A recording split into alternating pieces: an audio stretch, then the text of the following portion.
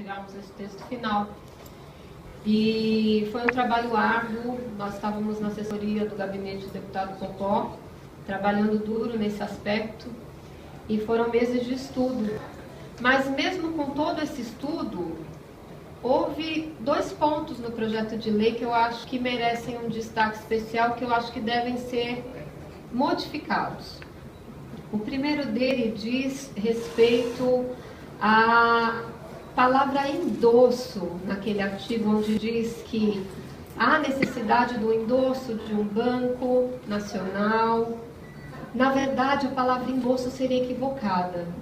O que nós pretendíamos quando elaboramos esse texto seria uma carta de referência, na verdade, porque o banco ele não pode endossar uma empresa, tá? Senão a empresa ficaria refém do banco.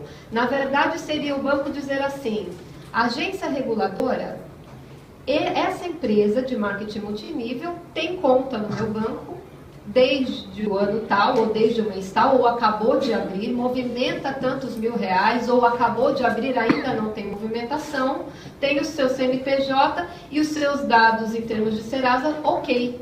Então seria só uma carta de referência que o banco daria, o banco que a própria empresa escolheu trabalhar, para que ela possa apresentar a essa, que eu entendo que seja uma agência reguladora do governo que deva fiscalizar. Por que não o CVM, como o senhor disse? Porque, assim como as empresas de franquia, ela não é regulada pela CVM.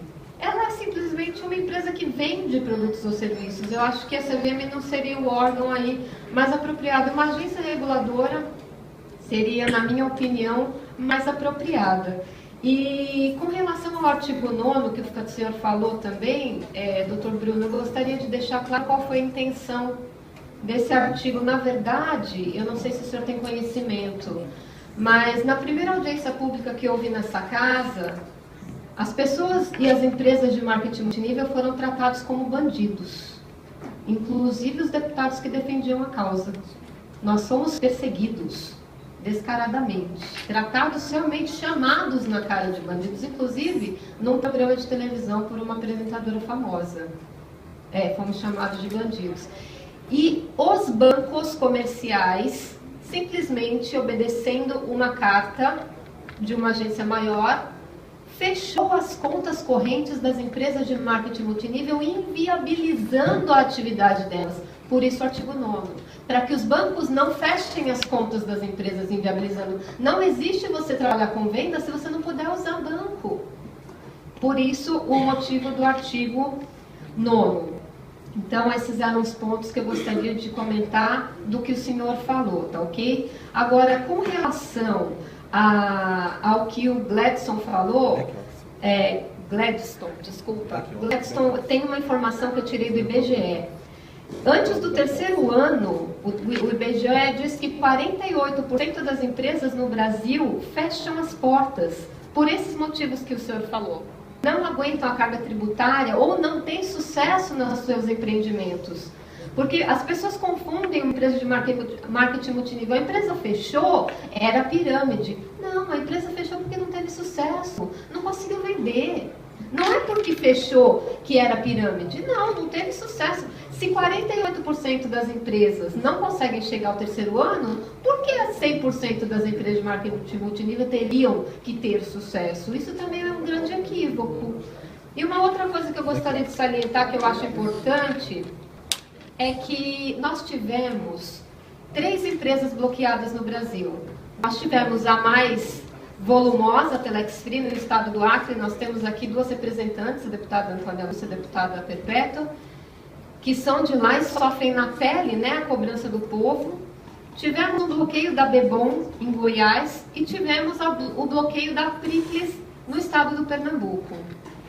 E por incrível que pareça, em nenhuma das 3, eu olhei os 3 processos, eu estou acompanhando os 3 processos, em nenhum dos 3 processos existe a reclamação de um consumidor que não havia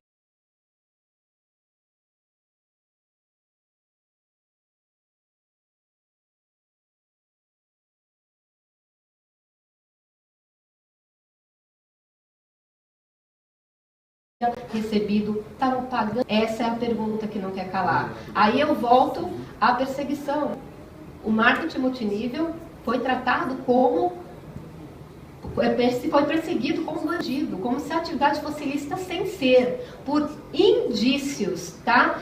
E uma empresa que não tem, entre aspas, no Brasil, nenhuma perseguição, que é uma empresa que todo mundo fala bem dela, se chama Herbalife, saiu em 13 de março de 2014, no jornal Estado de São Paulo. A notícia diz: a Comissão Federal do Comércio dos Estados Unidos, a FTC, abriu uma investigação contra a multinacional de vendas diretas Herbalife por operar no sistema ilegal de pirâmide financeira.